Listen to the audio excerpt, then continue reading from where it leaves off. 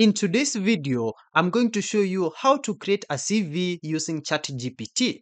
It's fast, simple, and a great way to get a professional looking resume without much hassle.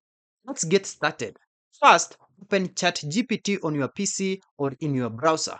If you don't already have an account, you'll need to sign up. It's free for basic use. Once you are in, type the following prompt into the chat box.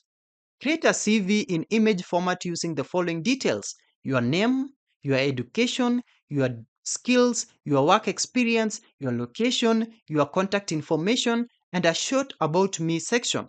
Replace the placeholders here with your actual details, then hit send. ChatGPT will generate the content for your CV in a well organized format. It may include headings like summary, education, skills, and experience, perfect for copying into a document or design tool.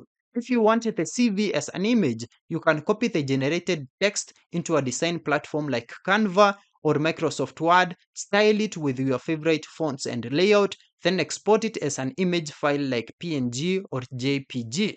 For more personalized result, include details like specific job titles, achievements, or certifications in your prompt. You can even say, make it creative or tailor it for a software developer role to guide the tone and style. And that's it. You have just created a CV using ChatGPT. Thank you for watching this video.